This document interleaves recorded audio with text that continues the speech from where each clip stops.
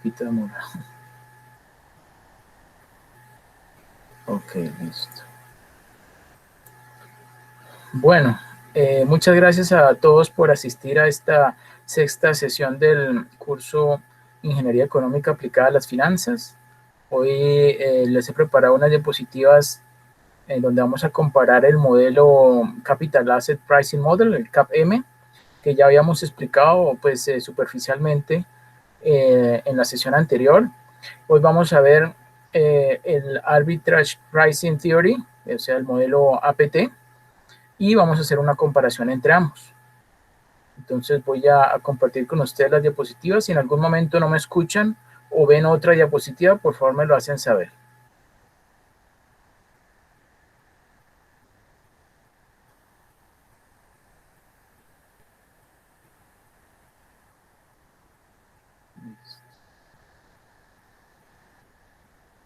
Ok, por favor me confirman si todos están viendo la primera diapositiva. Sí, señor. Sí, señor. Ok, perfecto, muchas gracias. Ok, entonces como ven allí, esta es la sexta sesión y ahí en color verde vemos el título de la sesión de hoy, Capital Asset Pricing Model versus el Arbitrage Pricing Theory, o APT. Bueno, vamos a empezar entonces con pues, la definición, ¿cierto? El KPM es un modelo que vincula el riesgo no diversificable con los rendimientos esperados. Vamos a definir qué es el beta, ya lo hemos definido anteriormente, pues hoy vamos a profundizar más en él. El coeficiente beta, ¿cierto? La letra griega beta, es una medida relativa al riesgo no diversificable. ¿Qué creen ustedes que es no diversificable? ¿Qué significa?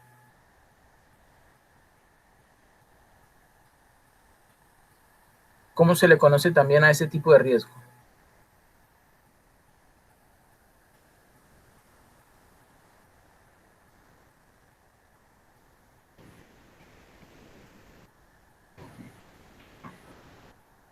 Que no cambia, profe, fijo, ¿qué? Riesgo fijo. Más o menos. Este riesgo no diversificable es como... sistemático. Correcto, riesgo sistemático o riesgo de mercado, es decir, es un riesgo que no se puede reducir, ¿cierto? ¿Y por qué no se puede reducir?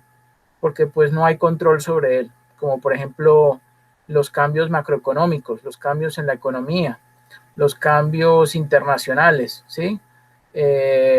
Son factores que no, digamos que la empresa no puede controlar, no puede variar, no puede controlar, tampoco puede reducir, entonces lo conocemos así, como riesgo no diversificable o riesgo de mercado, o, bueno, y tiene otras denominaciones también. Bueno, continuamos. Se trata de un índice del grado de movimiento que presenta el rendimiento de un activo en respuesta a un cambio en el rendimiento del mercado. Los rendimientos históricos de un activo se utilizan para determinar su coeficiente beta. El rendimiento del mercado es el rendimiento generado por la cartera de inversión del mercado, ¿sí? O por un activo financiero, ¿sí? La cual incluye todos los valores negociados en él, en el caso de un portafolio. En Estados Unidos, por ejemplo, se utiliza como rendimiento del mercado el índice compuesto de las 500 acciones de Standard & Poor's, es decir, el índice 500, ¿sí? De Standard & Poor's o algún otro índice bursátil.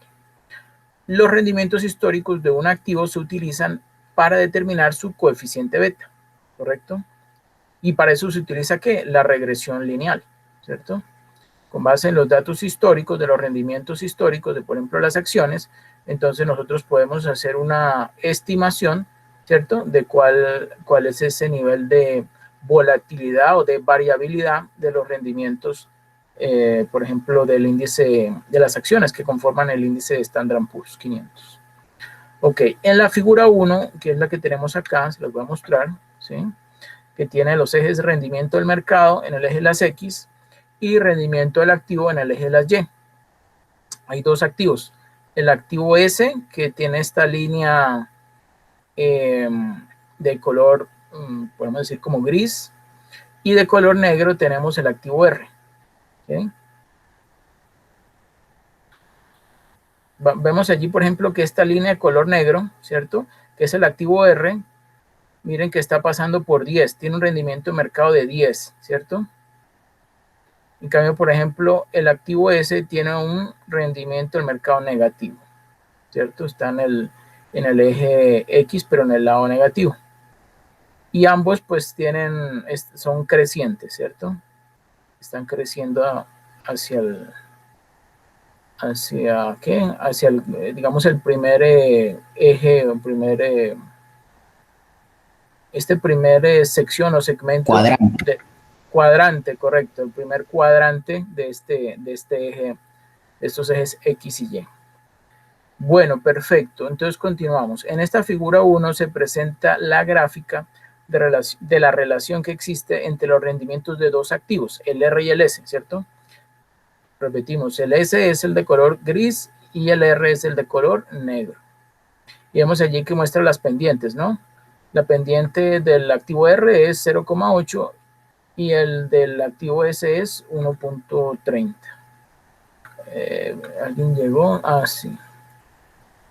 Bueno. Entonces continuamos. En la figura 1 entonces se presenta la gráfica de la relación que existe entre los rendimientos de dos activos R y S y el rendimiento del mercado. Observe que el eje horizontal de las Y mide los rendimientos históricos del activo individual, se lo acabamos de ver. El primer paso para obtener el coeficiente beta consiste en graficar las coordenadas del rendimiento del mercado y los rendimientos de los activos considerando varios puntos a lo largo del tiempo, ¿sí? Entonces digamos que esas líneas son la unión, bueno, no son la unión, sino que vemos por ejemplo esta línea de color gris está pasando más o menos por entre estos puntos, ¿cierto? Estos puntos negros que muestran allí unos años, ¿cierto? Esos son el rendimiento del índice Standard & Poor's anual, que el dato más bajito es el del año 2008 y va hasta el año 2015, ¿cierto? Que es este de por acá. ¿Ok? O sea que el de la R, bueno, ahorita vamos a ver qué significa el de la R. Ok. Estas coordenadas del rendimiento del mercado, o más bien el rendimiento mercado-rendimiento del activo, ¿cierto? Esos son rendimientos anuales, solo se muestran para el activo S, ¿correcto? Ese el de color gris, ¿cierto? Y corresponden a los años que ya comenté o los periodos que van del 2008 al 2015. Por ejemplo, en el año 2015 el rendimiento del activo fue de 20%. Aquí lo vemos. El año 2015 fue del 20%. Así que vemos acá. ¿Cierto? Mientras que el rendimiento del mercado fue de 10%. Este de acá. ¿Cierto? Entonces ya vimos el activo R, ¿cuál es? ¿O qué representa?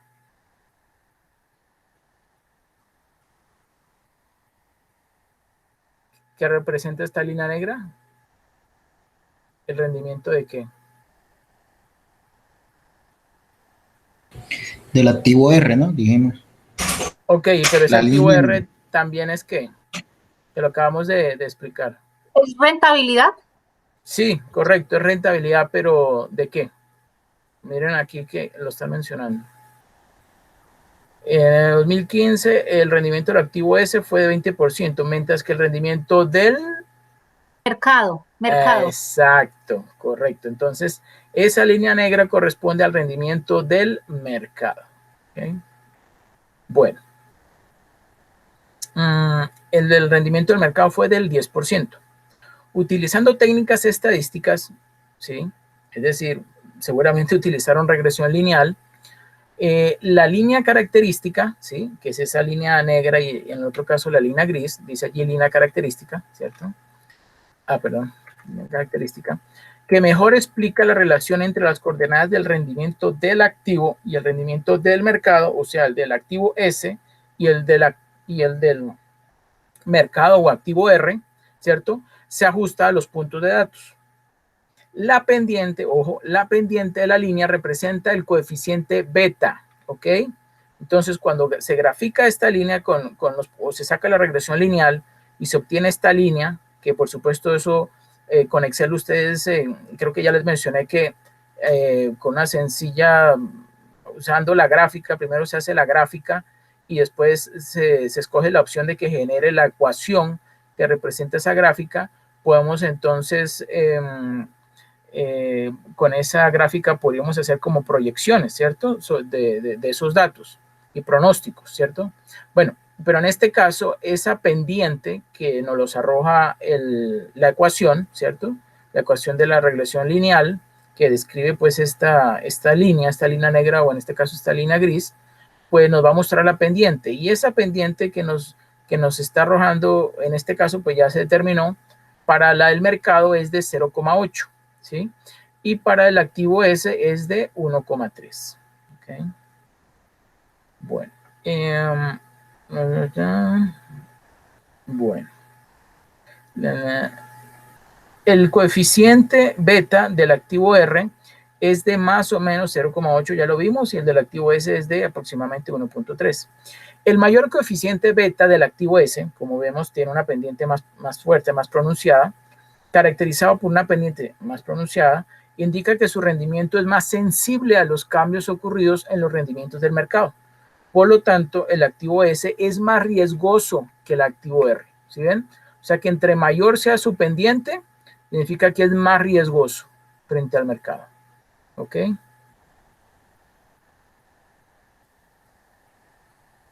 Bueno. Ahora seguimos con esto. Interpretación de los coeficientes beta. ¿Quién me ayuda, por favor, leyendo?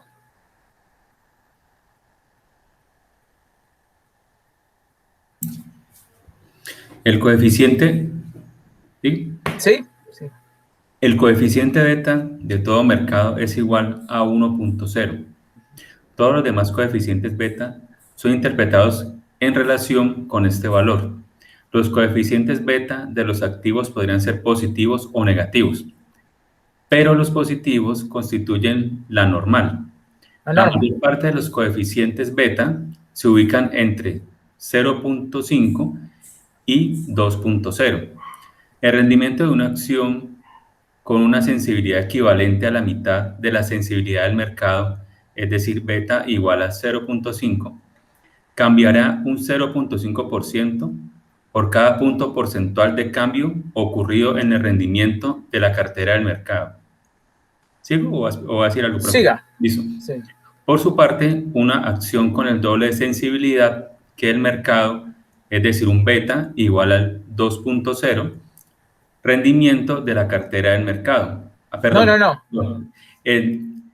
Experimentará un cambio de 2% con un rendimiento por cada punto porcentual de cambio ocurrido en el rendimiento de la cartera del mercado. Tabla 1. Presenta valores beta y sus interpretaciones. Los coeficientes beta de las acciones negociadas activamente pueden obtenerse en una fuente impresa como Pauline. Bueno, el inglés mío sí es un poquito colombiano, muy chichombiano. Value Line Investment Survey. En internet o a través de la empresa de corretaje. Perfecto. Sí, si quiere lea por favor, Héctor, ahí en esa tabla 1. Lea lo que dice esa tabla 1. Uy, profe, la verdad no alcanzo a ver bien. No. Profe, no se ve, no se ve. A ver, ¿cómo lo puedo...? Pues bueno, ahí dice como activos, Amazon, beta 0.82, acción JP Morgan, ve muy beta bien. 1.64, ¿sí? Ve muy bien, Viviana, pero es la otra tabla. La otra. Entonces, pues estoy tratando de medio ver. Okay. Beta. Sí. A ver, el comentario es, se mueven en la mínima dimensión que el mercado. Se mueve en la misma dirección que el mercado. La misma dirección del mercado. Eso. Los que están en este rango de 2.0, 1.0 y 0.5. Correcto. Y la interpretación es el doble de sensibilidad que el mercado, misma sensibilidad que en el mercado y solo la mitad de sostenibilidad que el mercado. O sea, me imagino que el 2 es el doble de sensibilidad que el mercado. El 1.0 es la misma sensibilidad del mercado porque es igual. Y el 0.5, tranquilo. Ya. Y el punto 5 es solo la mitad de sensibilidad del mercado. Esa es la interpretación. Correcto. Y sigue O, ¿cierto? Porque eso es un O lo contrario que es los negativos. Exacto. El punto 5, solo la mitad de sensibilidad que el mercado. Uy, es que no veo casi nada. El -1, misma sensibilidad que el mercado. Y el -2, el doble de sensibilidad que el mercado. Correcto, Pero, o sea, son iguales, pero ¿cuál es la diferencia? ¿Qué hace el signo? Por eso. Ajá.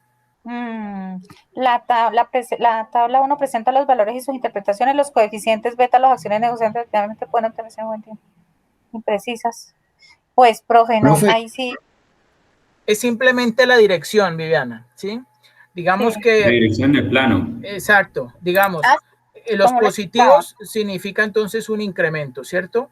Y una los mayor negativos... rentabilidad del mercado. Exacto, y en cambio los negativos es al contrario, digamos, en vez de aumentar, pues disminuye, ¿cierto? Ah, muy bien, listo, perfecto. Gracias. Ok, perfecto.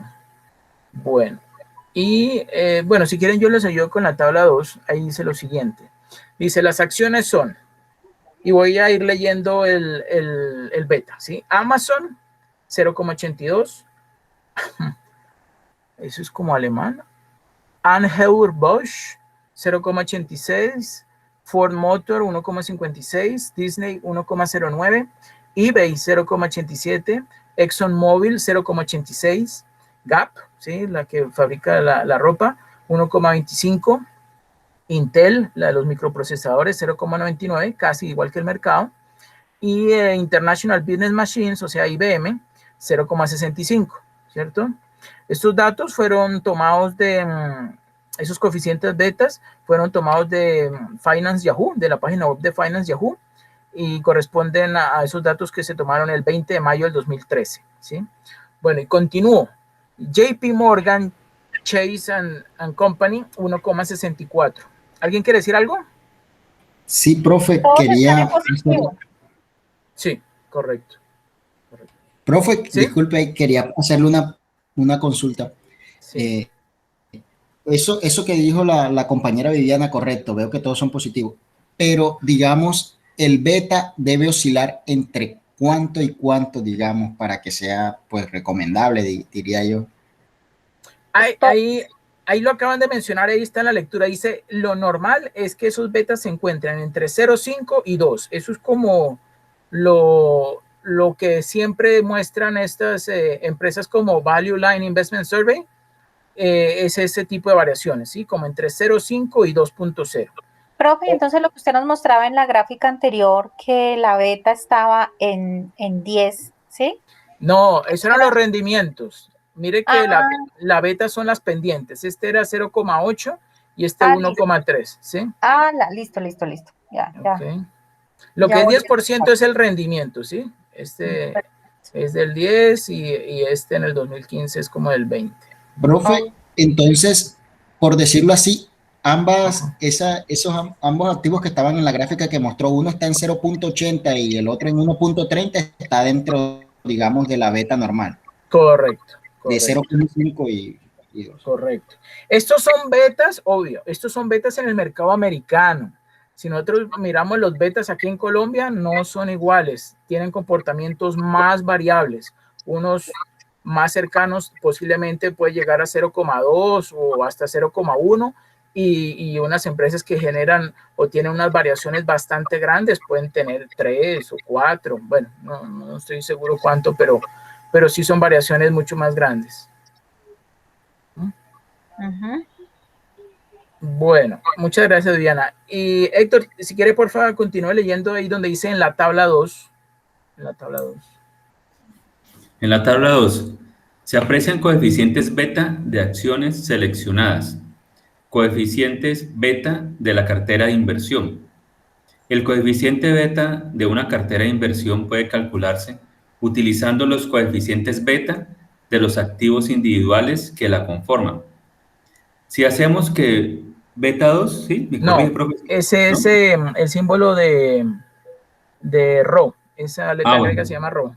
Si hacemos que Rho sub I represente la proporción que tiene el activo sobre el activo I. Ah, el activo I, que no, usted me corrió, sobre el activo I, sobre el valor monetario total de la cartera, y hacemos que beta Sub I sea igual al coeficiente beta del activo, podemos emplear, del activo I podemos emplear siga la siguiente ecuación. Okay.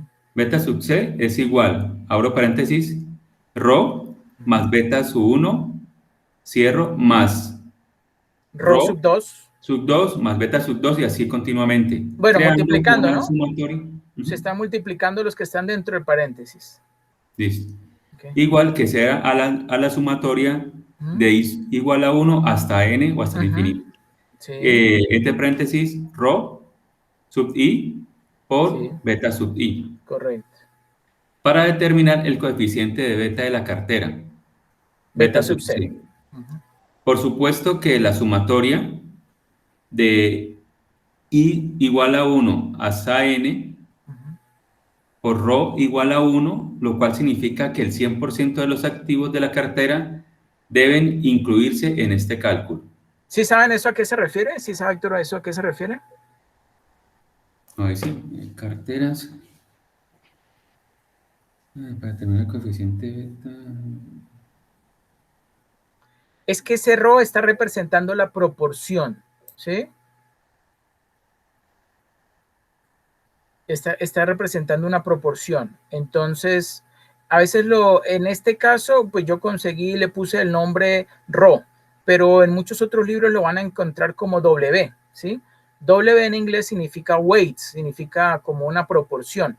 Entonces, lo que está diciendo es que, suponiendo, si hubiese 3 activos, ¿cierto? Y cada uno tiene una proporción de 1/3, ¿sí? O sea, 33,33% más 33,33% más 33,33%, ¿cuánto suman esos 3 porcentajes?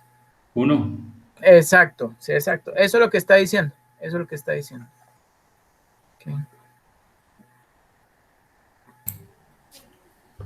Los coeficientes beta de una cartera de inversión se interpretan de la misma forma que los coeficientes beta de los activos individuales. ¿No hay ninguna observación, profe? No, ¿seguimos? No. Listo. Los beta indican el grado de sensibilidad que tiene el rendimiento de la cartera ante los cambios ocurridos en el rendimiento del mercado. Por ejemplo, cuando el rendimiento del mercado aumenta 10%, una cartera con un coeficiente beta de 0.75 experimentará un aumento del 7.5% con su rendimiento, abro paréntesis, 0.75 por el 10%. Una cartera con un coeficiente beta de 1.25 experimentará un incremento del 12.5 en su rendimiento, es decir, abro paréntesis, 1.5 por el 10%. Es evidente que una cartera que contenga activos con un bajo coeficiente beta también tendrán un coeficiente beta bajo y viceversa. ¿Seguimos con el ejemplo? Sí, ejemplo. Listo. Ejemplo. Fernando es un inversionista individual. Quiere evaluar el riesgo de 2 pequeñas carteras de inversión cuya adquisición está considerando. P y W. Ambas carteras contienen 5 activos, con la proporción y los coeficientes beta que se indican en la tabla 3. ¿Miramos la tabla 3 o seguimos leyendo, profe? Sí, si quieren yo la leo. Bueno, ahí en esa tabla 3, ¿cierto? Que es carteras de inversión B y W de Fernando, hay 5 activos. El primer activo tiene una proporción del 10%, el activo 2 del 30%, el activo 3 del 20%, el activo 4 también del 20% y el quinto también del 20%. O sea que si sumamos todos esos porcentajes nos da 1 o 100%, ¿cierto? Y los betas, el del primer activo es 1,65, el del activo 2 es de 1, igual que el mercado, el del 3 es de 1,30, el del 4 es 1,1 y el del quinto activo es 1,25. Por tanto, el activo que tiene un beta más elevado es el del activo 1, pero también vemos que tiene una menor proporción o participación, o sea, una participación solo del 10%. En cambio, el activo 2, que tiene una mayor proporción, una mayor participación, es decir, el 30%, tiene un beta igual que el del mercado, 1.0. ¿Okay? Eso es en la cartera B. Ahora bien, en la cartera W resulta lo siguiente. En el activo 1 tiene una participación del 10% y tiene un beta por debajo del mercado, o sea, 0,8. El activo 2 tiene una proporción también del 10% y tiene un beta igual que el del mercado, 1.0. El activo 3 tiene una proporción del 20%, es decir, el doble del anterior, y tiene un beta inferior al del mercado, 0,65. El cuarto activo tiene una participación igual que los dos primeros, o sea, el del 10%, y también tiene un beta inferior al del mercado, 0,75. Y el último, el quinto activo, tiene una participación bastante elevada del 50% y tiene un beta un poco mayor, un poco más elevado al del mercado, que es 1,05. ¿Okay? Si quiere, entonces continúa. Los coeficientes beta de las dos carteras, beta sub B y beta sub V, perdón, V, pueden calcularse sustituyendo la anterior ecuación con los datos mencionados en la tabla 3. El coeficiente beta de la cartera B es de mayor o menos de 1.20 y el de la cartera V es de 0,91. Estos valores tienen sentido, ya que la cartera B contiene activos cuyos coeficientes beta son relativamente altos y la cartera V incluye activos con coeficientes beta relativamente bajos. Los cálculos de Fernando indican que los rendimientos de la cartera B son más sensibles a los cambios ocurridos en los rendimientos del mercado y por consiguiente son más riesgosos que los de la cartera V. Ahora, solo debe decidir con cuál de las carteras se sentirá más cómodo e integrarla a la inversión que ya tiene. Perfecto, entonces sí está claro, ¿no? A mí me parece que esta explicación está un poco más, obvio, un poco más extensa, pero también un poco más clara respecto a las proporciones y bueno, y en este caso, al multiplicar esas proporciones por cada uno de los beta y sumarlos, pues se obtiene el beta de la cartera, ¿cierto? ¿Está esto claro o hay alguna duda?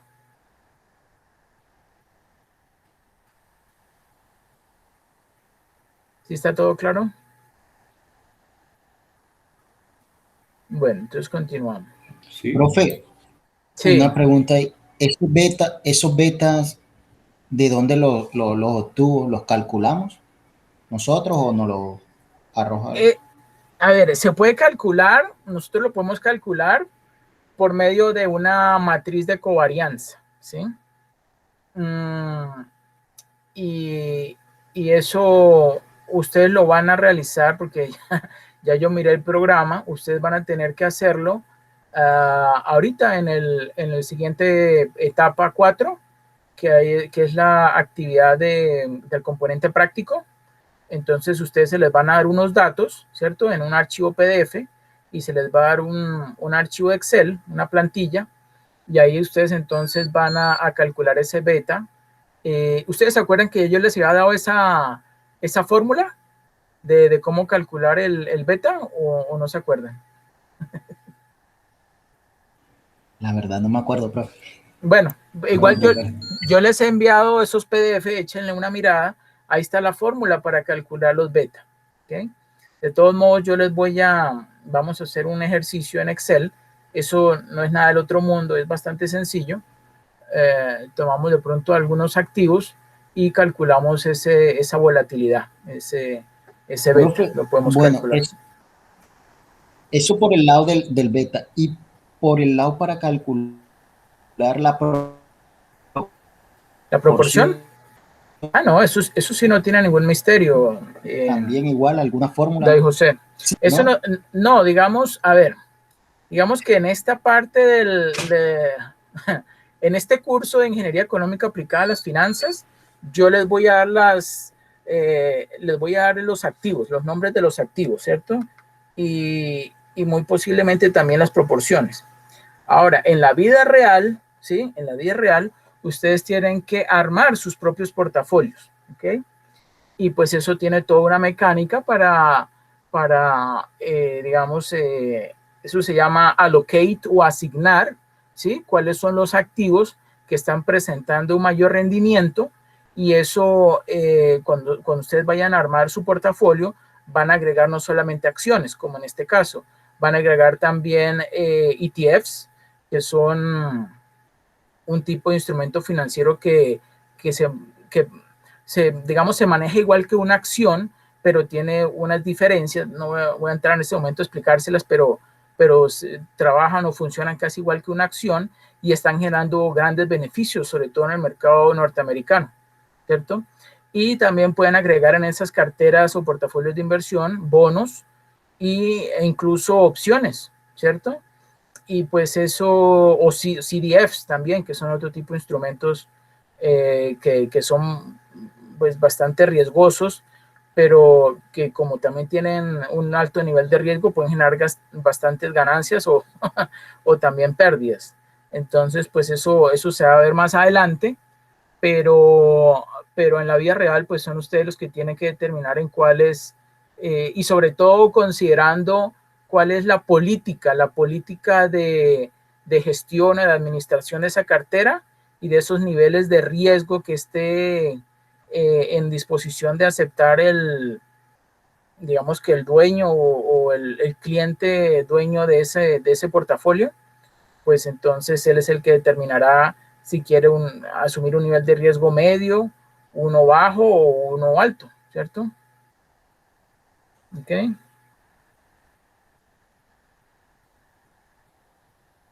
Y existen unas técnicas o tácticas bueno,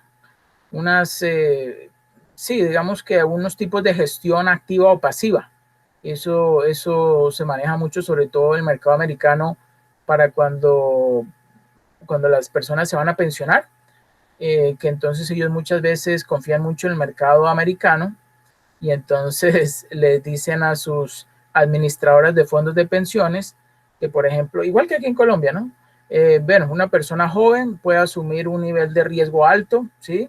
Y a medida entonces que va pasando el tiempo, se le recomienda que pase a uno moderado y ya cuando está próximo a pensionarse, que tome el menos riesgoso, el conservador, ¿cierto?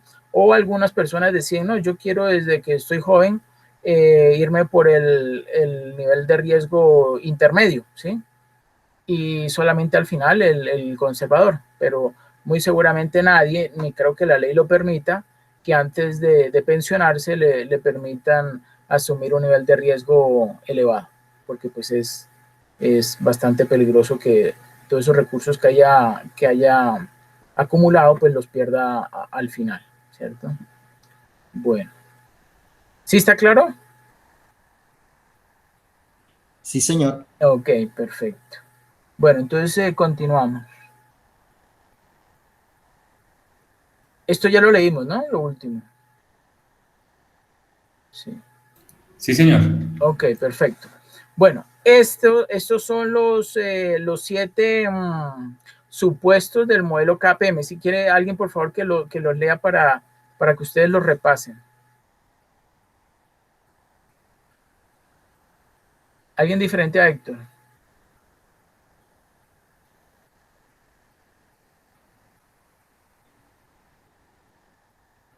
Bueno, profe, yo le leo. Ok. Primero, inversores aversos al riesgo y maximizadores de su función de utilidad esperada al final del periodo. ¿Eso qué significa? Segundo. ¿Qué significa eso, Day José? Inversor. ¿Qué significa averso al riesgo? ¿Que le gusta o que no le gusta el riesgo? Averso, ¿no? Creo que no le... O sea, son como muy conservadores, ¿no? Exacto, no les gusta el riesgo, correcto. No Nada. les gusta el riesgo. Ajá. Entonces, los inversores que Segundo. no les gusta el riesgo, pero les gusta maximizar su función de utilidad, ¿cierto? Al final del periodo. Eso es el supuesto del que parte. ¿Qué más? Yo creo que eso es lo que usted más o menos explicaba de esos que, o puede ser como estilo medio o aquellos Exacto. bastante conservadores, ¿no? Correcto. Segunda, toman los precios comodados y tienen expectativas homogéneas sobre rendimientos de los activos, los cuales tienen una distribución normal conjunta. Correcto. Tercero, hay un activo libre de riesgo en el que pueden invertir o desinvertir ilimitadamente a la tasa libre de riesgo. ¿Eso qué significa, David José? Profe, eso si les gusta experimentar, me imagino que porque, o sea, no tienen como que, o sea, es lo contrario a la primera, o sea, son bastante riesgosos, ¿no? No, no tanto eso, no. Ahí lo que está diciendo ¿No? es lo siguiente, no. Ahí lo que está diciendo es que el inversionista, ¿sí? Digamos, supongamos que el dueño de ese portafolio es una sola persona. Entonces, ese cliente, ¿sí? Ese cliente va a poder invertir, ¿sí? En un activo libre de riesgo. Recuerden que ese activo libre de riesgo, en el caso americano, sería invertir en los T-bills o las letras del tesoro americano, ¿cierto? O bonos americanos. Y también puede sacar plata, si por ejemplo había invertido, no sé, $10,000 en letras del Tesoro de Estados Unidos, en cualquier instante puede sacar esos $10,000 y en lugar de invertirlos en ese activo libre de riesgo, los puede invertir en otro tipo de instrumento financiero, ¿cierto? Ese es el supuesto que él hace, o sea, en cualquier momento se puede invertir o desinvertir en ese activo libre de riesgo, ¿ok? Y en forma ilimitada, no es que tiene que ser un máximo 1, 2 o 3 veces, no, lo puede hacer las veces que quiera.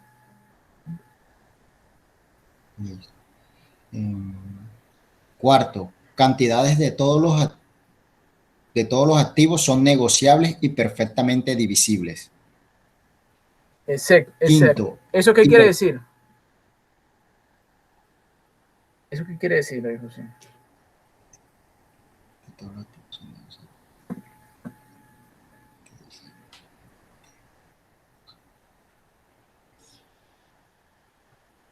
¿Qué cree usted que eso signifique? Profe, que esos activos que él pues tiene son fácilmente pues de negociar pues con... Se pueden comprar y vender, ¿no? Que vender fácilmente. Exacto. Ok. Sí. ¿Y perfectamente divisibles qué significa? Puede vender uno o todos, ¿no? Es así. No solamente eso. Es un supuesto que en la lógica no existe, pero que en el modelo sí. Vender una parte. Exacto, exacto. Que puede vender una parte. Exacto. Digamos, puede vender un tercio, puede vender un cuarto, puede vender una quinta parte. Eso es lo que dice el modelo. Aunque en la vida real eso no ocurre, pero eso lo plantea el modelo. ¿Okay?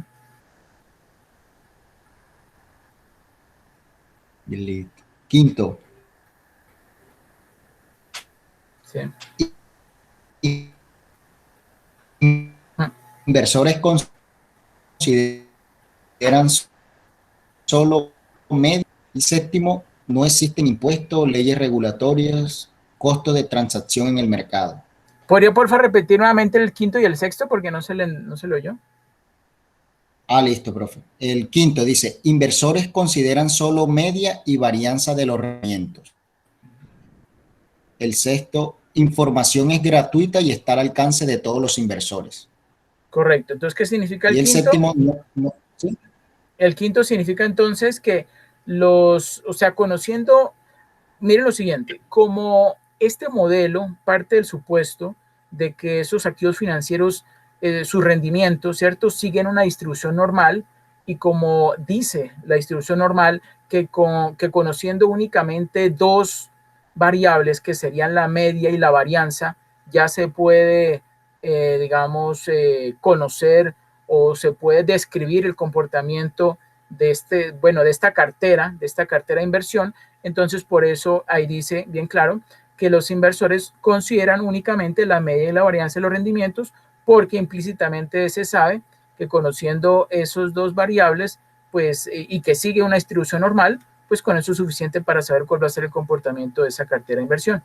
Y el sexto dice que la información es gratuita, ¿sí? No hay que pagar nada para conocer cuál va a ser el rendimiento esperado de algunos activos, y mucho menos hay que pagar para saber lo que ocurrió en el pasado. Eso está abierto a cualquier persona y eso es así en este momento. O sea, lo dice el modelo y en la realidad así es.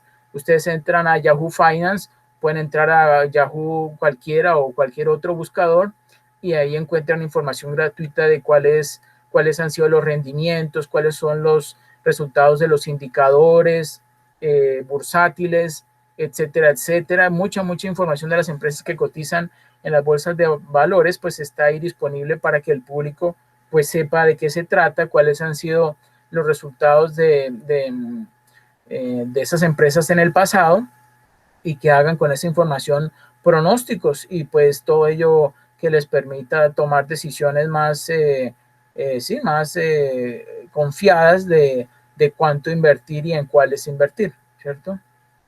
Ok. Profe, y el último, ¿a qué hace referencia? Que no existen impuestos, leyes regulatorias, sí, diga, costos de transacción comercial. El modelo parte del supuesto de que no hay que pagar impuestos por invertir en ese portafolio de inversión, lo cual es obviamente no es cierto, eso es falso, que no hay ninguna ley que lo regule, eso tampoco es cierto, y que los costos de transacción en el mercado no existen, y eso no es cierto, sí existen costos de transacción. No son bastante bajos, sobre todo en el mercado americano, pero pues sí existen. Y leyes regulatorias e impuestos, pues obviamente también existen tanto en Colombia como en el mercado americano. Lo que pasa es que si ese modelo le coloca todo ese poco de, digamos, de aspectos o de elementos que sí existen en la vida real, pues el modelo se vuelve bastante complejo y es mucho más difícil de comprender y de calcular. Pero ahorita van a ver más adelante cuando lo comparemos con el APT, que sí aplica o que ha tenido buenos resultados con ciertos tipos de comportamientos de las acciones que conforman una cartera o un portafolio de inversión. ¿Okay? Puedes seguir. Listo, bueno, dice. Supuestos del 1 al 7 implican que el KPM está basado en los postulados de la teoría microeconómica, donde el consumidor, o sea, el inversor, elige entre curvas de indiferencia que, en términos de riesgo y rendimiento, le dan la misma utilidad esperada. Ok, perfecto. La línea del mercado de valores, SML, ¿sí? Siga. Dice, cuando el modelo de evaluación de activos de capital se representa gráficamente, el resultado recibe el nombre de línea del mercado de valores, por las siglas en inglés. ¿Qué dice de hecho, ¿qué dice esas siglas? ¿Qué dicen esas siglas, David José? Pero que en inglés o se la traduzco en español. No, en inglés. Línea de mercado de seguridad, ¿no? ¿De seguridad? Security Market Line. Digo. No, ese security Security es de... Market Line. Sí, Line. Pero ¿qué security. cree usted que significa ese, ¿no? Security? Sí. Línea de mercado segura, ¿sí? No.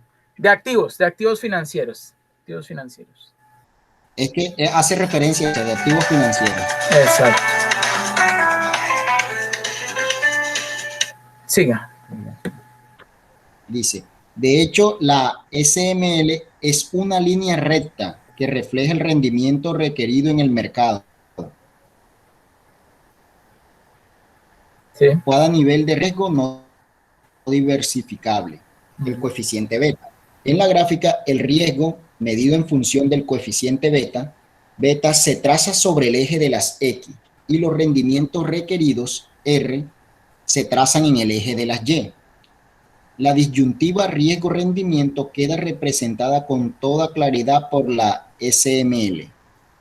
El KPM requiere que exista equilibrio en el mercado, o sea que los precios de todos los activos deben establecerse de modo que oferta de todos ellos sea igual a la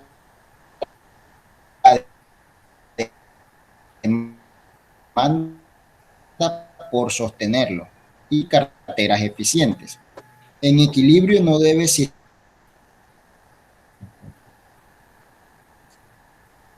¿En equilibrio qué, perdón? Dice, en equilibrio no debe existir exceso de demanda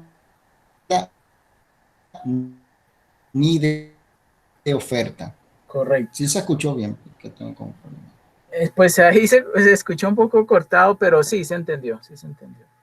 No sé los demás, si sus demás compañeros lo sí, escucharon profe. bien. Sí, ok, perfecto. Sí, profe. Bueno, entonces ahorita ya vamos a ver la gráfica. Esta es la gráfica.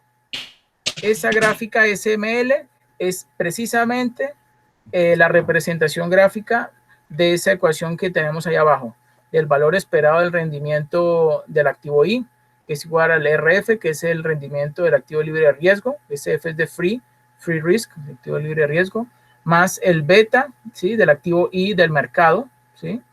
Bueno, ese I sobra, el beta del mercado, multiplicado por el valor esperado del rendimiento, de la diferencia. Ese valor esperado es de la diferencia entre el rendimiento del mercado y el rendimiento del activo libre de riesgo. Y cuando nosotros consideramos ese beta con esa diferencia de rendimientos, a eso lo llamamos prima de riesgo. ¿Okay? Bueno, entonces, continúo yo. Bueno, esa gráfica que ustedes ven allí corresponde a un ejemplo. ¿Okay?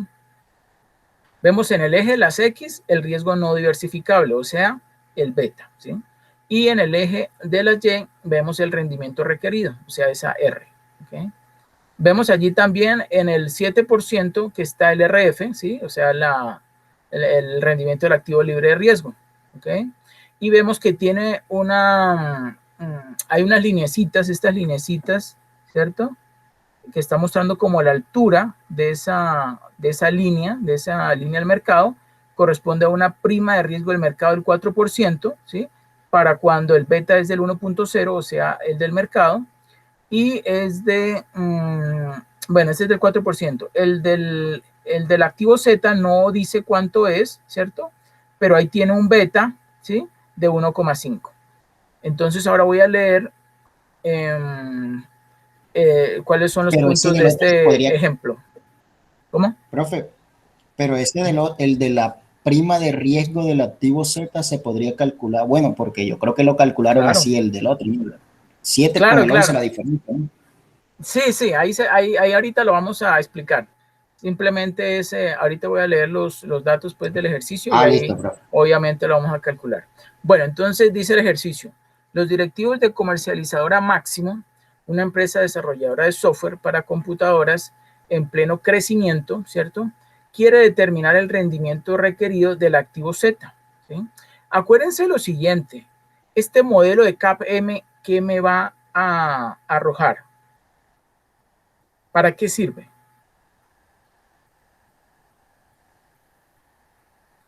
Ese esperado de RI, ¿qué otro nombre tiene?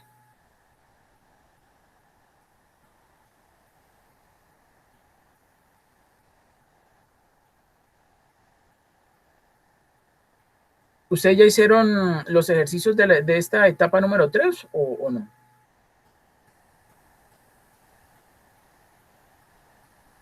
Yo no, profe. Para ser honesto, no. Bueno, eso ya lo sé. Eso ya lo sé porque precisamente,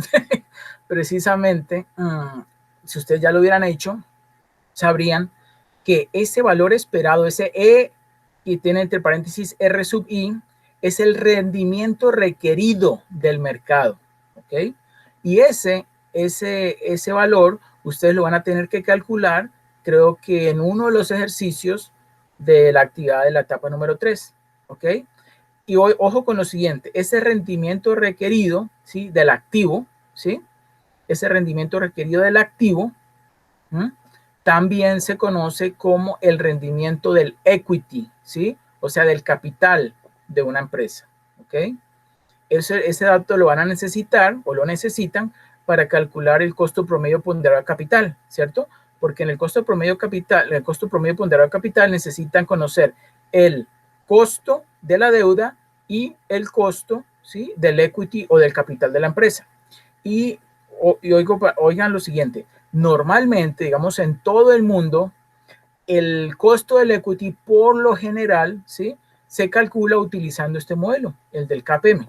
Pero ahorita vamos a ver que no solamente se calcula con el KPM, o se puede calcular utilizando el KPM, pero solamente cuando son empresas o cuando son portafolios, ¿cierto? O sea, portafolios que incluyen diferentes tipos de activos, pero que son grandes, ¿sí? O sea, que tienen, no sé, 30, 40 diferentes tipos de acciones, tienen bonos, etcétera, etcétera. Entonces, que digamos que este modelo que permite valorar ese rendimiento requerido o ese costo del equity o costo del capital, es aconsejable utilizarlo. Y para otros casos, entonces se puede utilizar el del APT, que ahorita lo vamos a ver más adelante. ¿Okay? Bueno, entonces, esa empresa quiere determinar el rendimiento requerido del activo Z, ¿sí?, o de la empresa Z, ¿sí?, que tiene un coeficiente beta de 1,5, ¿sí? La tasa de rendimiento libre de riesgo es del 7%, el rendimiento de la cartera de activos del mercado o el rendimiento del mercado es del 11%, ¿y qué más dice? Sustituyendo beta sub Z, ¿sí?, que es el beta de ese activo Z o de esa empresa Z, es igual a 1,5, ¿sí? El RF o rendimiento del activo libre de riesgo es del 7%, vamos a suponer que todos son porcentajes anuales, ¿sí? Y el rendimiento del mercado es del 11%, ¿cierto? Con eso obtenemos un rendimiento requerido de 13%, y ahí vemos cómo es que se hicieron esos cálculos. El RF es 7%, más el beta Z o beta sub Z es de 1,5, ¿sí? Ese 1,5, ¿qué significa? Que es más volátil o más sensible, ¿sí?, un 50% más sensible a las variaciones que ocurran en el mercado, ¿cierto? Eso es lo que indica un beta del 1,5.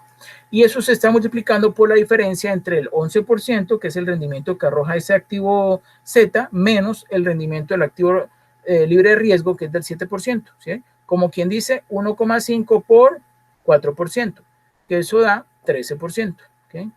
Entonces, cuando la prima de riesgo del mercado, es lo mismo que acabo de mencionar, cuando la prima de riesgo del mercado, que es del 4%, o sea, ese 11% menos 7%, se ajusta con el índice de riesgo, ¿sí?, el coeficiente beta del activo, que es de 1,5, pues el resultado es una prima de riesgo del 6%. Entonces, vemos allí que ese 1,5 por el 4% es 6%, ¿cierto?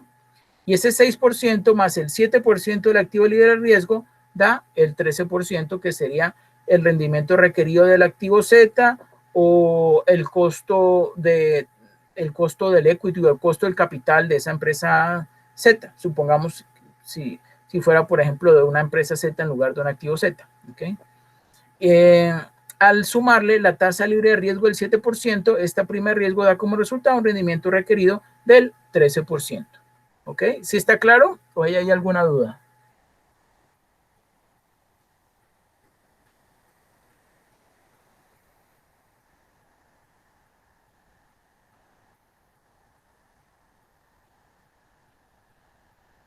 ¿Está todo claro?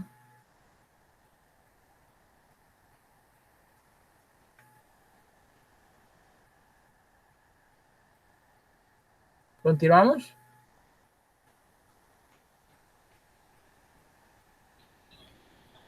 Sí, profe. ¿Sí? Ok. Sí, profe, sí. Ok.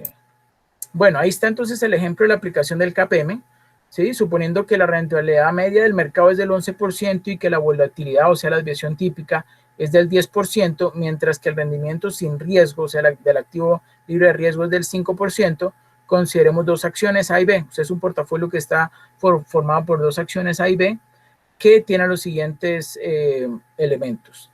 El activo A o la acción A tiene una correlación con el mercado de 0,2, una desviación típica o desviación estándar de 0,4, y el activo B tiene una correlación con el mercado de 0,5 y una desviación típica de 0,3. Entonces nos preguntan o nos solicitan calcular las betas de las mencionadas acciones, así como la beta de la cartera P formada por la misma proporción de cada una de las dos, ¿sí? O sea, digamos que esa cartera P está conformada por la proporción se llama así la letra, teta sub A y teta sub B. Y como ambos tienen el 50%, pues ahí aparece por eso 0,5 y 0,5, porque cada uno tiene una participación del 50%, ¿cierto? Y luego nos piden calcular los rendimientos requeridos por el mercado para los activos A y B y para la cartera P, que pues tiene cada uno de esos activos una proporción del 50%. Entonces, ahí entonces vamos a ver la famosa fórmula para calcular el beta. La beta, o sea, el nivel de riesgo de la inversión en el activo individual A es de, y ahí está el cálculo, beta sub A es igual a ese rho sub A multiplicado por sigma de rendimiento del activo A por el sigma o desviación típica del rendimiento del mercado y todo eso dividido entre el sigma del mercado elevado al cuadrado, ¿sí? Entonces, sustituyendo esos valores que nos está dando el ejercicio dentro de esta ecuación, sería entonces 0,2, ¿cierto? Que es la correlación del activo A con el mercado, 0,2, multiplicado por el sigma del rendimiento de A, que es 0,4, esa desviación típica, que es de 0,4, multiplicado por el sigma o desviación estándar del mercado, que es de 0,1, ¿sí? Ahí lo está dando en el ejercicio donde dice el 10%, en expresión numérica de 0,1, ¿cierto? Y eso dividido entre esa volatilidad o desviación típica del 10%, o sea, ese 0,1 elevado al cuadrado. Eso nos arroja un resultado de 0,8, es decir, que el beta, ¿sí?, del activo A es de 0,8, ¿ok? Bueno, la acción A es defensiva, ¿sí? Su rendimiento varía en menor proporción que el rendimiento del mercado. O sea, es una acción menos arriesgada que la cartera de mercado. Ahorita vamos a calcular el beta del activo o de la acción B. ¿Ok? Ok, entonces para el caso, la beta o el nivel de riesgo de la inversión en el activo individual B, entonces nos da 1,5, ¿sí? Sustituyendo los mismos valores del anterior, ¿sí? El rho, digamos, la covarianza del activo B contra respecto del mercado es de 0,5, ¿sí? La desviación estándar del activo B es de 0,3, la desviación estándar del mercado es de 0,1 y el del mercado al cuadrado, pues lo mismo, 0,1 al cuadrado, y eso nos da 1,5. ¿Eso qué significa? Que la acción B es arriesgada o más bien riesgosa. La acción B es riesgosa, puesto que su beta es superior a 1. En consecuencia, su rendimiento puede variar 50% por encima o por debajo del rendimiento del mercado. Ojo que puede ser también por debajo, ¿sí? O sea, una variabilidad tanto para arriba como para abajo. ¿Okay? Bueno. Una pregunta, ¿ustedes creen que existen betas negativos? ¿Alguien cree que existen betas negativos? Sí. ¿Por qué? En las diapositivas anteriores. ¿Beta negativos o variaciones negativas? Miren.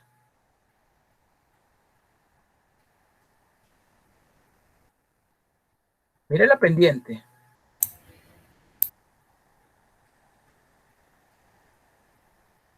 Ojo con lo siguiente, Viviana. Pueden haber rendimientos negativos y también puede haber coeficiente de correlación negativo. Eso sí puede haber negativo, ¿sí? Pero la beta normalmente entre 0,5 y 2. Eso es lo más, pues dentro, digamos, la lógica, eso es entre esos dos valores es donde normalmente fluctúa el beta, ¿sí? ¿Okay? Sí, porque es un grado de inclinación. Exacto, es por exacto. Eso. Digamos que si fuera una pendiente negativa, en lugar de dar mirando o creciendo hacia la derecha, entonces sería creciendo hacia la izquierda, ¿cierto? Y eso, digamos que en el mercado eso como que no se da. ¿Por qué? Porque si eso ocurriera, exacto, si eso ocurriera, una empresa rápidamente, ¡chup!, se quiebra. Eso es lo que pasa. Bueno.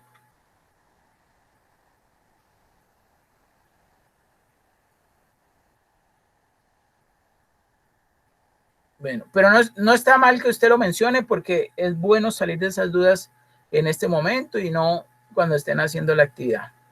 Bueno. De acuerdo, profe. Ok. Bueno, por último, la beta de la cartera beta sub P es el promedio ponderado de las betas individuales de A y B, que fue lo que vimos ahorita más adelante, que es multiplicar el beta del activo por su participación o ponderación, ¿sí? Entonces, en este caso, el cálculo da el beta del portafolio es igual a 0,5, que es la participación del activo A, o sea, bueno, por el beta sub A más 0,5 por el beta del activo B. Y eso nos da, esa multiplicación con esa suma me da 1,15, ¿ok? Ese 1,15 entonces es el beta del portafolio. Y segundo, a partir de la ecuación del CAPM, la rentabilidad exigida por el mercado para el activo A se determina a partir de. Entonces, el rendimiento esperado del activo A es igual al rendimiento del activo libre de riesgo más el beta sub A multiplicado por el valor esperado del rendimiento del mercado menos el rendimiento del activo libre de riesgo. Eso me da 9,8%. El del activo B o el de la acción B me da 14%. Y el del portafolio, el de la cartera, que está conformado por esas dos acciones, me da 11,9%. ¿Ok? Miren que ese 11,9 viene siendo ¿qué? Viene siendo exactamente un promedio. ¿Y por qué da exactamente un promedio? Porque la participación de cada uno es de exactamente el 50%. ¿Sí? ¿Sí se dieron cuenta de eso?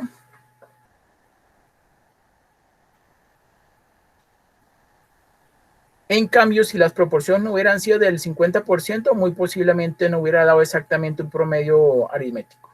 Hubiera dado algo por encima o por debajo, dependiendo si tenía más proporción el que dio un mayor rendimiento o el que dio un menor rendimiento. ¿Ok? ¿Sí está eso claro, no? Eso es simplemente, pues, lógica matemática, ¿no? Bueno. Bueno, ahora vamos a venir con el famoso APT, teoría de fijación de precios o de valoración por arbitraje. Voy a empezar yo leyendo. La teoría de la fijación de precios o valoración por arbitraje o APT, del inglés Arbitrage Pricing Theory, de Stephen Ross, procede de una familia completamente diferente al del KPM. ¿Okay? No se pregunta qué activos o portafolios son eficientes. En lugar de ello, comienza suponiendo que el rendimiento de cada acción, bueno, suponiendo que vamos a analizar acciones, depende por una parte de dominantes influencias macroeconómicas o factores, ¿sí? Y también por el ruido. ¿Qué es el ruido? Pues son sucesos que son específicos de cada empresa. ¿Okay? Sin embargo, se supone que el rendimiento obedece a la siguiente relación sencilla. Dice, el rendimiento es igual a una constante A, ¿sí? a una variable A, más beta sub 1 por ese RF1 es el rendimiento de el factor 1 más beta sub 2 multiplicado por el rendimiento del factor 2 más beta sub 3 multiplicado por el rendimiento del factor 3 más, y así pues dependiendo de la cantidad de factores que estemos analizando, más el ruido. ¿Okay? La teoría nos dice cuáles son la teoría no dice cuáles son los factores. Nosotros tenemos que escogerlos, ¿ok? Podría ser un factor del precio del petróleo, ¿sí? Un factor de la tasa de interés, etcétera. El rendimiento del portafolio del mercado podría ser o no un factor, ¿sí? Puede ser, por ejemplo, también un elemento específico de una industria o de un mercado. También se podría tomar como factor. ¿Okay? Bueno, algunas acciones serán más sensibles a cierto factor que otras.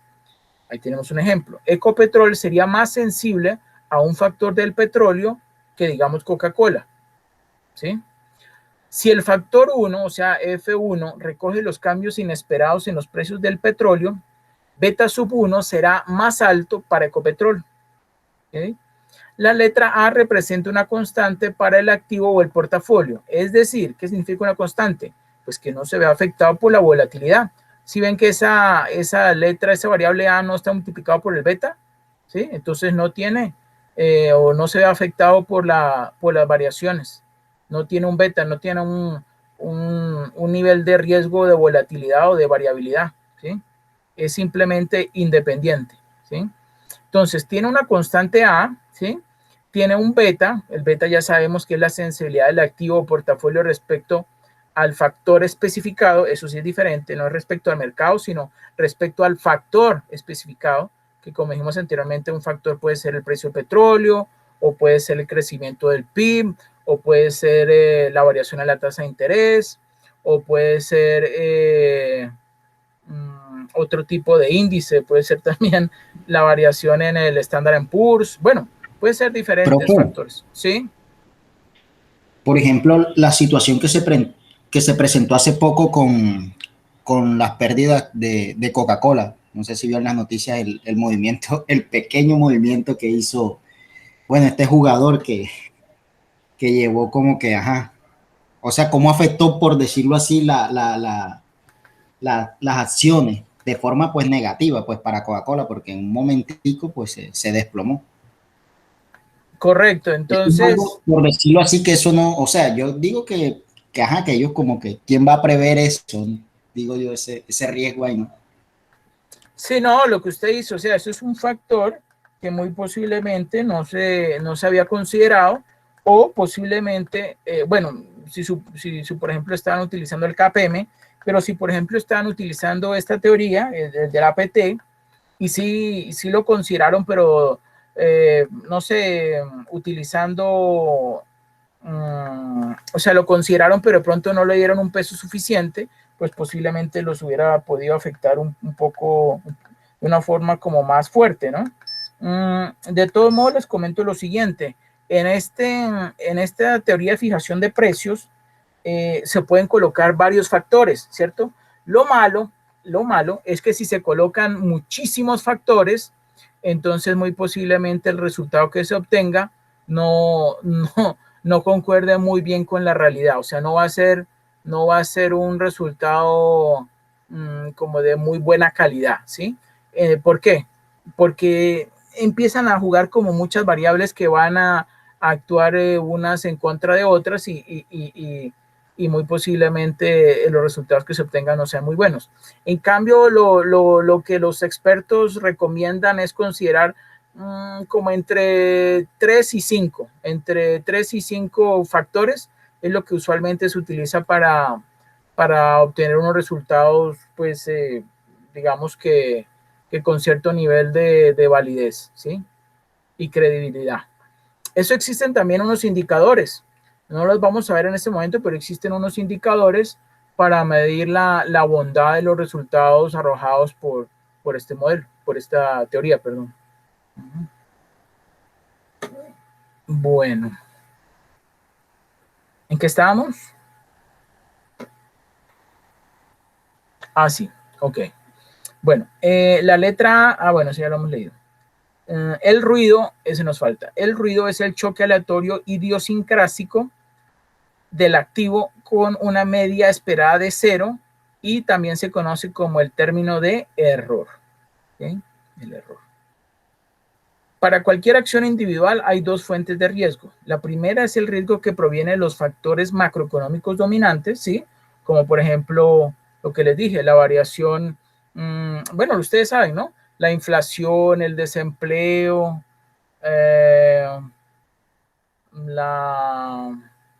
el crecimiento del PIB, ¿sí? Todo ese tipo de factores macroeconómicos, ¿cierto? Pues entonces son un primer nivel de riesgo, ¿cierto? Y ese tipo de riesgo, como dice allí, no se elimina con la diversificación, no se puede desaparecer o reducir ese tipo de riesgo con la diversificación. El único riesgo que se puede desaparecer o eliminar con la diversificación es el riesgo intrínseco, ¿cierto? El riesgo intrínseco, el que tiene que ver con la actividad de la empresa, ese sí se podría reducir o incluso hasta eliminar. ¿Okay?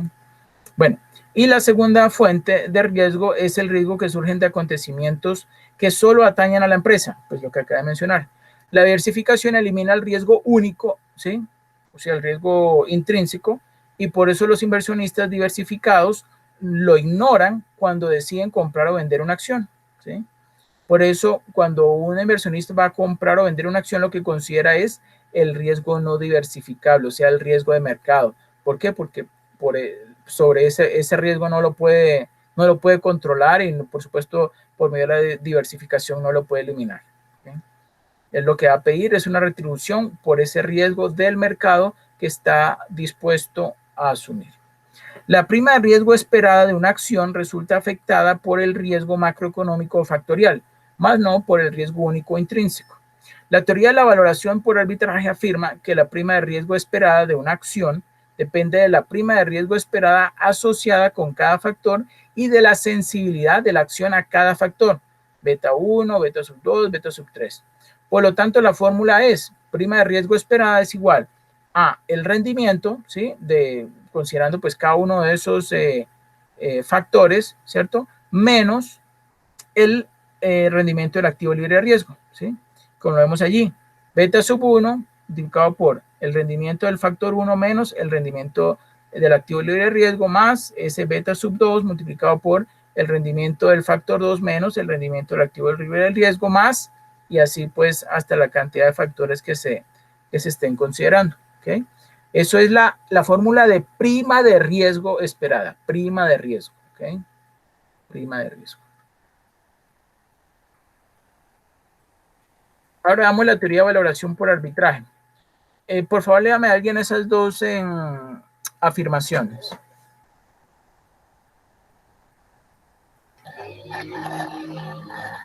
Valoración por arbitraje, profe. Sí. Hablamos de el primero y segundo punto. Sí. Bueno, obsérvese que esta fórmula realiza dos afirmaciones. Primero, si le da un valor de 0 a las B de la fórmula, la prima de riesgo esperada es 0. Un portafolio diversificado que se construya con nula sensibilidad a los factores macroeconómicos estará virtualmente libre de riesgo y por lo tanto su precio deberá ofrecer una tasa de interés libre de riesgo. Si el portafolio ofreciera un rendimiento más elevado, los inversionistas obtendrían una ganancia libre de riesgo o por arbitraje al endeudarse para adquirir el portafolio. Si se ofreciera un rendimiento menor, se obtendría una ganancia por arbitraje al ejecutar la estrategia al revés. En otras palabras, se vendería el portafolio de sensibilidad nula y se invertirían las ganancias en letras del tesoro. ¿Continúo? Sí. 2. Un portafolio diversificado construido con exposición, digamos, al factor 1, ofrecerá una prima de riesgo que variará en proporción directa a la sensibilidad del portafolio a ese factor. Por ejemplo, construimos dos portafolios A y B que están afectados únicamente por el factor 1. Si el portafolio A es el doble de sensible a este que el portafolio B, el primero debe ofrecer el doble de prima de riesgo. Por lo tanto, si se divide el dinero en partes iguales entre letras del tesoro y el portafolio A, el portafolio combinado tendría exactamente la misma sensibilidad al factor 1 que el portafolio B y ofrecería la misma prima de riesgo. Supongamos que la fórmula de la valoración por arbitraje no fuera válida. Por ejemplo, si la combinación de letras del tesoro y el portafolio A ofrecieran un rendimiento más alto, los inversionistas obtendrían una ganancia por arbitraje vendiendo el portafolio B e invirtiendo los ingresos en la combinación de letras del tesoro y el portafolio A. El arbitraje descrito se aplica a portafolios bien diversificados, cuyo riesgo único se ha eliminado. Pero si la relación de la valoración por arbitraje es válida para todos los portafolios diversificados, por lo regular también lo será para acciones individuales. Cada acción debe ofrecer un rendimiento esperado acorde con su contribución al riesgo del portafolio. En la APT, esta contribución depende de la sensibilidad del rendimiento de la acción a los cambios inesperados en los factores macroeconómicos. Perfecto, muchas gracias. Entonces sí está claro, ¿no? Sí está claro qué significa ese ganancia libre de riesgo o por arbitraje.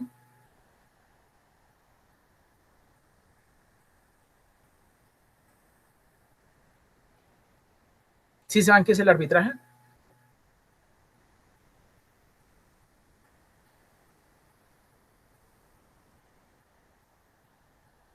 ¿Una mediación? No. Es otra acepción a ese término. Ah, perfecto, sí, no, yo conozco ese el arbitraje de mediación. No. En finanzas, ojo, en finanzas el arbitraje es una situación en la que es utópico, ¿sí? Pero, bueno, es utópico en la mayoría de las veces, pero podría darse. Y es la posibilidad de conseguir una ganancia, un rendimiento, sin asumir ningún riesgo. ¿Ok? Eso los mercados lo evitan y eso digamos que en las economías avanzadas eso no se da. No se puede obtener una ganancia, un rendimiento sin asumir un riesgo. En cambio, en las economías no avanzadas o en las economías que no están suficientemente desarrollados sus mercados financieros, sí es posible y se dan situaciones de arbitraje. No sé si ustedes se acuerdan en Colombia cuando existían 3 bolsas de valores, la de Medellín, la de Cali y la de Bogotá. ¿Se acuerdan? O nunca lo No, escucharon. no, somos muy pollitos. Sí. Los muchachitos. Los muchachitos. No, seguramente sí lo escucharon porque yo incluso también lo escuché. Yo también lo escuché. Antes de que se convirtiera en la Bolsa de Valores de Colombia, por allá como en los 90, ¿sí? Resulta que cuando habían 3 bolsas de valores se podía hacer arbitraje, porque había, por ejemplo, acciones del grupo antioqueño que cotizaban en la bolsa de valores de Medellín y en la de Bogotá y en la de Cali, y se demoraban debido a los problemas de computacionales y de velocidad de internet, se demoraban hasta minutos en verse reflejadas las variaciones en los precios, y entonces los que se dan cuenta de eso, que eran unas personas bien pilas y astutas, hacían muchísima plata. En segundos podían conseguir prestado, no sé, 5,000 millones de pesos e invertirlos en una acción y esperar a venderla en el otro mercado cuando, por ejemplo, va subiendo el precio, y hacían una ganancia de, no sé, 5,000 millones por no sé, supongamos que se había valorizado un 5%, el 5% de 10,000 millones, ¿cuánto es eso? Son 10,000, son 500 millones, ¿no? ¿Sí? 500 millones en cuestión de unos segundos, y eso era con una acción, y luego lo hacían con otra acción, y entonces la gente, eso se hacía plata, pero muchísima plata se hacía algunos traders en esa época. Pero claro, se dieron cuenta de eso las autoridades, la DIAN, y dijeron, no, aquí este arbitraje toca eliminarlo. Entonces toca unir las 3 bolsas de valores en una sola. Con eso no hay posibilidad de que se vea reflejado en una o en otra o en la otra. Y por supuesto también los avances en la tecnología, en la velocidad del Internet, pues también hacen que eso sea ahora poco probable, aunque quién sabe si imposible en estos momentos. Ok, entonces ya saben qué es el arbitraje. Sí, profe. Ok. Profe, disculpe, ahí, ahora hace poco yo veía, por ejemplo, en la cotización en la Bolsa de Valores, y creo que de Estados Unidos, que Sí. algunos como que o sea, algunos se colocan como a tratar como de toman dineros y empiezan como a irle a una, por decirlo así, una empresa que tiene baja cotización pues en la bolsa, y empiezan como, no sé, pues como a apostarle, pues, y tratan como de subirla, pero tengo entendido que eso no es legal allá, que eso no es permitido. Ni aquí tampoco. Eso es correcto. Eso pasó mucho aquí en Colombia con Fabricato. Habían unos inversionistas y unos amigos de los dueños de Fabricato que lograban eso, lograban a punta de ponerse de acuerdo varios y comprar esa acción, hacían que el precio de la acción subiera, ¿sí? porque pues por supuesto había una solicitud muy rápida y bastante grande de esas acciones, hacía que el precio de la acción subiera, ¿sí? En 1 o 2 o 3 días podía subir, no sé, un 20-25%, ¿sí?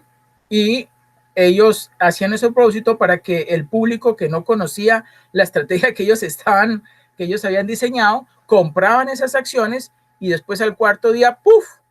Entonces esas compras que venían haciendo las dejaban de hacer, el precio se caía y al siguiente día ya había perdido esa valorización que se había formado en 3 días, se caía a 0 al cuarto día.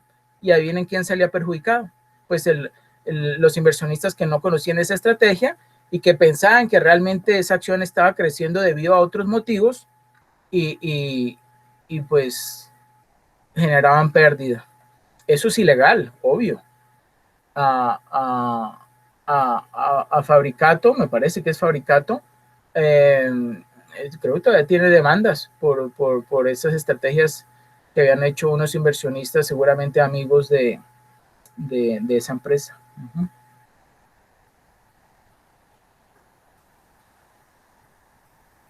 Eso es ilegal. Lo que no es tan fácil es poder conseguir evidencias de esa estrategia que se haya armado, ¿no? Pero eso se puede evidenciar. Eso se puede evidenciar sobre todo con el paso del tiempo, porque eso normalmente lo van haciendo, digamos que por oleadas, ¿sí? Lo van haciendo por oleadas y eso se puede detectar, ¿no? Y eso en Estados Unidos es grave. O sea, si eso llegan cuando encuentran al culpable, eso le dan sanciones de yo no sé cuántos millones de dólares por haber hecho eso. Es cierto, es que incluso los que vi hace poco que hicieron eso, bueno, y usted sabe que siempre dicen, no, yo no hice esto, esto fue supuestamente, o sea, todo el mundo compró y bueno, por eso subió la acción, la justificación, por decirlo ahí. Sí. Pero no, ellos, o sea, cuando fueron, por decirlo así, a cobrar, o sea, no les querían pagar lo que, o sea, precisamente por eso, no les querían pagar y yo creo que ni les pagaron. Bueno, pues sí, seguramente allá como hay un muy buen control de quiénes son los que están comprando, quiénes son los que están vendiendo y en qué momentos lo hacen o si tienen alianzas con otros, eso lo detectan fácilmente. Déjenme comentar lo siguiente, el ejemplo que les di ahorita no era con Fabricato, me equivoqué, era con Concord. Concord es una empresa, pues también allá en Antioquia, en Medellín, pero no era Fabricato, era Concord. Concord es de textiles también. Exacto, era Concord la que hizo eso. Uh-huh. Yo lo sé con bastante detalle porque a mí me pasó. yo caí en eso. ¿Te invirtió o claro. te hizo la jugada? Diga. No, yo compré las acciones porque yo veía que de un momento a otro empezaban a subir y subir, luego bajaba algo y dije, no, pues yo voy a agarrar un momentico y es que antes ellos iban subiendo como, digamos, unos 8 o 10 días y luego bajaba un poquito, ¿sí? Pero al final hicieron lo que acá les mencioné, subió unos 4 días, luego bajó, puff, y se mantuvo por el piso. Y nada, ahí sí perdí y muchas otras personas también perdieron un poco de plata por esas jugadas que uno no sabía que estaban haciendo a propósito.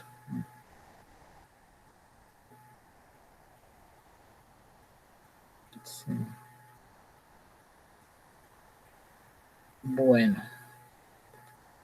entonces continuamos. ¿Quién me dio, por favor, leyendo la comparación entre el KPM y el APT? Yo, profe. Bueno, al igual que el modelo de evaluación de activos del capital KPM, la teoría de la valoración por arbitraje APT subraya que el rendimiento esperado depende del riesgo que proviene de la economía en su conjunto y no está afectado por el riesgo único. Se puede pensar que los factores de la valoración por arbitraje representan portafolios especiales de acciones que están sujetas a una influencia común. Si la prima de riesgo esperada de cada uno de estos portafolios es proporcional a la beta del mercado de cada uno, entonces la teoría de la valoración por arbitraje y el modelo de evaluación de evaluación de activos de capital proporcionarán la misma respuesta. En cualquier otra circunstancia diferirán. ¿Cómo se comparan las dos teorías? La valoración por arbitraje posee algunas características atractivas. Por ejemplo, el portafolio del mercado, que juega un rol tan fundamental en el modelo de evaluación de activos de capital, no forma parte de la teoría de la valoración por arbitraje. Por consiguiente, no tenemos que preocuparnos por el problema de medir el portafolio del mercado y en principio podemos probar la teoría de la valoración por arbitraje incluso si solo tenemos datos de una muestra de activos riesgosos. El APT sirve como una alternativa del KPM. Utiliza menos supuestos y puede ser más difícil de implementar que el KPM. Ross desarrolló el APT sobre la base de que los precios de los títulos valores están impulsados por múltiples factores que podrían agruparse en factores macroeconómicos o específicos de la empresa. La teoría de la valoración por arbitraje, APT, no nos dice cuáles son los factores subyacentes, a diferencia del modelo de evaluación del activo del capital de KPM, que agrupa todos los riesgos macroeconómicos en un solo factor bien definido, que es el rendimiento del portafolio del mercado. El KPM requiere la entrada del rendimiento esperado del mercado, la fórmula APT utiliza la tasa de rendimiento esperada de un activo y la prima de riesgo de múltiples factores macroeconómicos. Perfecto, muchas gracias. Ahora veamos un modelo de 3 factores. Para estimar los rendimientos esperados hay que seguir los 3 pasos siguientes. Primer paso, identificar una lista corta y razonable de factores macroeconómicos que podrían afectar los rendimientos de las acciones. Segundo paso, estimar la prima de riesgo esperada de cada uno de esos factores, ¿sí? O sea, el rendimiento, por ejemplo, el factor 1 menos el rendimiento del activo libre de riesgo y así pues con los demás factores. Y paso 3, medir la sensibilidad de cada acción a los factores, ¿sí? Beta 1, beta 2, etcétera, o sea, los betas de cada uno de esos factores. Una forma de acortar este proceso es aprovechar la investigación de Fama y French, ¿sí? Esos son dos investigadores bastante conocidos, pero pues ojo, en esa investigación de Fama y French mostró que las acciones de las empresas pequeñas y de las que tienen elevadas razones, ¿sí? o relaciones, ¿sí? entre valor en libros y valor de mercado, ¿sí? han proporcionado rendimientos por encima del promedio, ¿sí? Ello podría ser simplemente una coincidencia, pero también hay algunas pruebas de que estos factores están relacionados con la rentabilidad de la empresa y por lo tanto recogerían los factores de riesgo que fueron excluidos del CAPM sencillo. Si los inversionistas demandan un rendimiento extra por asumir la exposición a estos factores, entonces tenemos que medir el rendimiento esperado que más se parezca a la teoría de la valoración por arbitraje, o sea, del APT. Entonces, ¿cómo sería? Sería el rendimiento, ¿sí? de ese factor, ¿sí? digamos del factor 1, F sub 1, menos el rendimiento del mercado es igual a el beta del mercado por el rendimiento del factor de mercado más el beta del tamaño, ¿sí? el tamaño de ese puede ser de ese factor, ¿sí? multiplicado por el rendimiento de ese factor de tamaño, más el beta de la razón contable entre el razón contable o valor en libros sobre el valor de mercado, ¿sí? multiplicado por el rendimiento, ¿sí? de la razón o la relación entre la razón contable y el valor de mercado. Generalmente esta ecuación se conoce como modelo de 3 factores de Fama y French. Y usarla para estimar los rendimientos esperados es lo mismo que aplicar la teoría de la valoración por arbitraje, ¿sí? O sea que si utilizáramos esos 3 factores, ¿sí? O sea, el mercado, el tamaño, ¿sí? El tamaño de la empresa, o bueno, lo que sea el factor, el tamaño del factor y la razón o la relación entre el valor en libros o la razón contable y el valor de mercado, ¿sí? Si consideramos esos 3 factores, en ese caso, si se consideran esos 3 factores en específico, estaríamos también, o digamos, coincidirían este modelo, esta teoría APT con el modelo de Fama y French. ¿Okay? Bueno, este es un ejemplo. Paso 1, los factores ¿sí? Perdón, paso 1, identificar los factores. Fama y French ya han identificado los 3 factores, ya los vimos, que al parecer determinan los rendimientos esperados. Los rendimientos de cada uno de estos factores son los siguientes. Factor de mercado, entonces el rendimiento del índice de mercado menos tasa de interés libre de riesgo. Factor de tamaño es el rendimiento de las acciones de empresas pequeñas. Ojo, ese cuando dice factor de tamaño se refiere al tamaño de las empresas, ¿ok? Entonces, rendimiento de las acciones de empresas pequeñas menos rendimiento de las acciones de empresas grandes, ¿ok? Y factor razón de valor contable o valor en libros sobre el valor de mercado, ¿sí? Eso sería que el rendimiento de las acciones de alta razón o relación de valor contable versus valor de mercado menos rendimiento de las acciones de baja razón o relación entre el valor contable y el valor de mercado. Segundo paso, estimar la prima de riesgo de cada factor. Continuaremos con nuestra cifra, vamos a suponer una cifra del 7% que es el rendimiento del activo libre de riesgo, ¿cierto? O de la prima de riesgo de mercado. Quizá la historia sea una guía para la prima de riesgo de los otros 2 factores. Como vimos antes, como vamos a ver, entre 1926 y 2006, o sea, esos son 80 años, ¿cierto? La diferencia entre los rendimientos anuales de las acciones de las pequeñas, de las acciones de pequeña y gran capitalización de mercado dio un promedio de 3,7% anual, mientras que la diferencia entre los rendimientos de las acciones de altas y bajas razones de valor entre ese valor en libros o valor valor contable versus el valor de mercado dio un promedio de 5,2%. ¿Okay? Vamos a partir de esos valores que nos los dio o sea, son datos históricos, ¿sí? Simplemente ahí los estamos pues dando a conocer. Y paso 3 es medir la sensibilidad a los factores. Algunas acciones son más sensibles que otras a las fluctuaciones en los rendimientos de los 3 factores. Esto se aprecia en las primeras 3 columnas de los números de la tabla 1, que es esta que está acá. ¿Ok?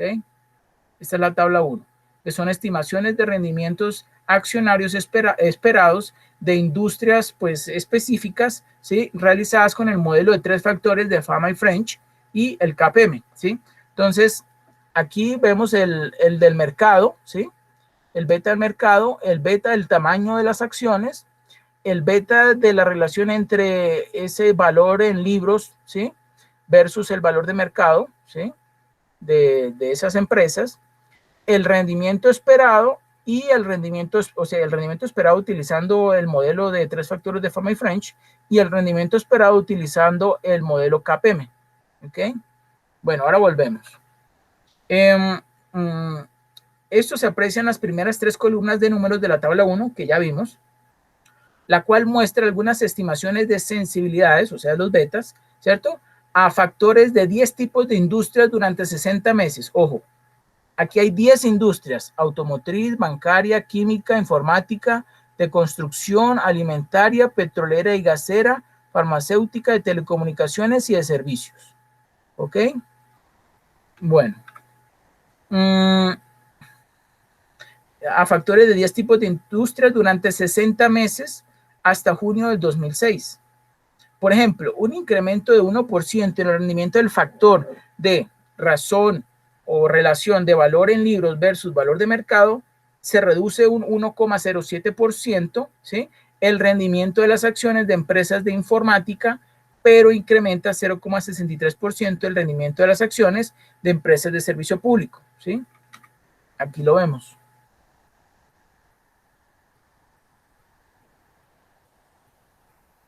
Bueno. En otras palabras, cuando las acciones que tienen un valor, o sea, una relación, una alta razón de valor en libros sobre valor de mercado, ¿cierto? Superan las acciones de crecimiento, o sea, baja razón de valor en libros sobre valor de mercado, las acciones de informática tienden a desempeñarse relativamente mal. Y las acciones de empresas de servicios públicos, ¿sí? Empiezan a desempeñarse relativamente bien. Una vez que se han calculado las sensibilidades a los factores, es difícil multiplicarlas por el rendimiento esperado de cada factor y sumar los resultados. Es difícil, ¿sí? No es imposible, sino que, perdón, yo es que es difícil, es fácil, qué pena.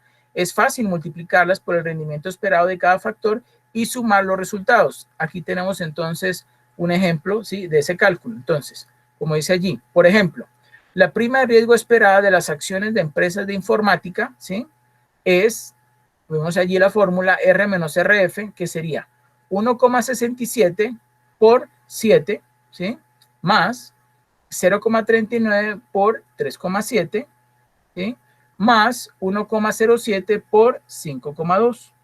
Esos valores están allí en la tabla, ¿ok? Eso es igual a 7,6%. Para calcular el rendimiento que los inversionistas esperan en 2006, en el último año, tenemos que sumar la tasa de interés libre de riesgo, que es de cerca del 5%. Por ende, el modelo de 3 factores sugiere que el rendimiento esperado de las acciones de las empresas de informática, que son el del cuarto, ¿sí?, de la cuarta industria, ¿sí?, bueno, cuarta posición ahí en la tabla, ¿cierto?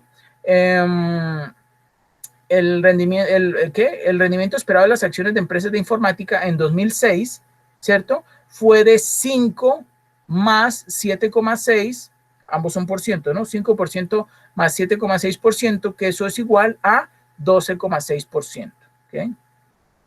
Bueno, compararemos esta cifra con la estimación del rendimiento esperado utilizando el modelo de evaluación de activos de capital, ¿sí? O sea, es la última columna, ¿cierto? Ahí en la tabla 1.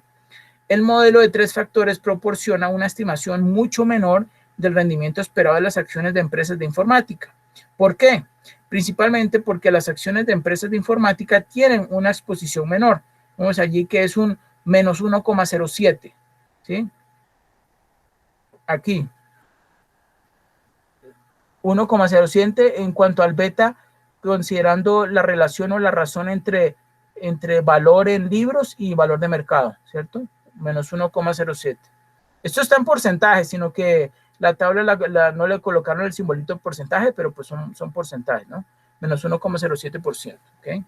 Al factor razón de valor en libros sobre valor de mercado, ¿sí? Ese que tenemos acá en la cuarta columna. ¿Ok? Bueno, conclusiones. ¿Quién me ayuda, por favor, leyendo las conclusiones?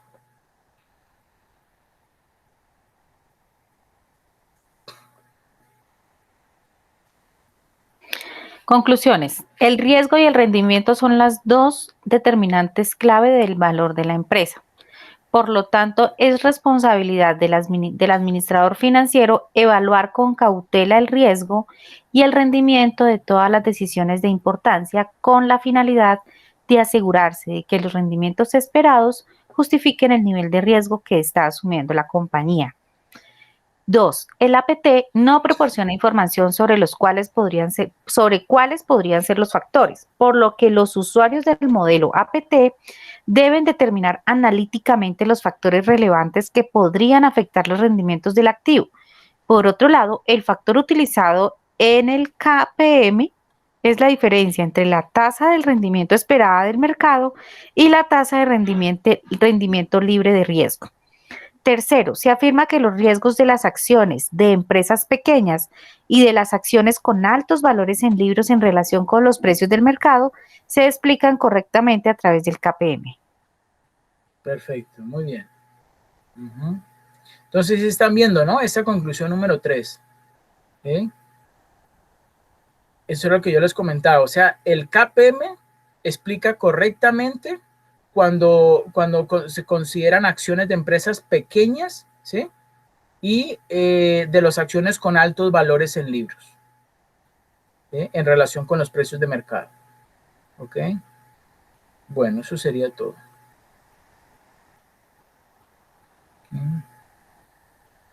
Gracias, profesor. Buenas noches. Ok, con mucho gusto. ¿Hay alguna duda sobre estos modelos?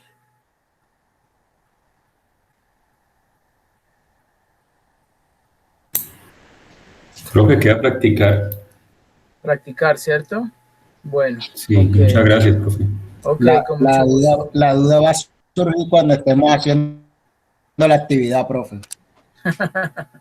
Sí, ¿cómo van con el desarrollo de la actividad?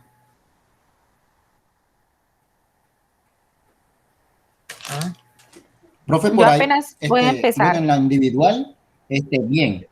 Sí. Porque en la individual usted mandó 5, hay que escoger uno, hacer uno, ¿cierto? En la individual, de los 5. Correcto. ¿Y en el colaborativo? Bueno, y en el colaborativo, ese falta terminarlo ahí, pues ya había unos aportes de los compañeros, falta terminar una parte de lo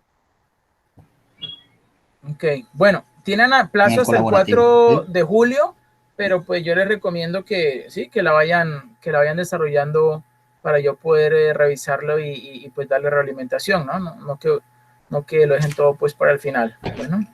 Sí, claro, profe, por ahí yo creo que por ahí en esto lo vamos a estar molestando como para alguna orientación en eso, ahí, alguna duda, pues, ¿vale? Ok, perfecto. Bueno, muchísimas gracias a todos por su asistencia y que pasen una feliz noche. Igualmente, Gracias, profe, profe. para los compañeros también. Igualmente. Igualmente para todos. Muchas gracias. Ok.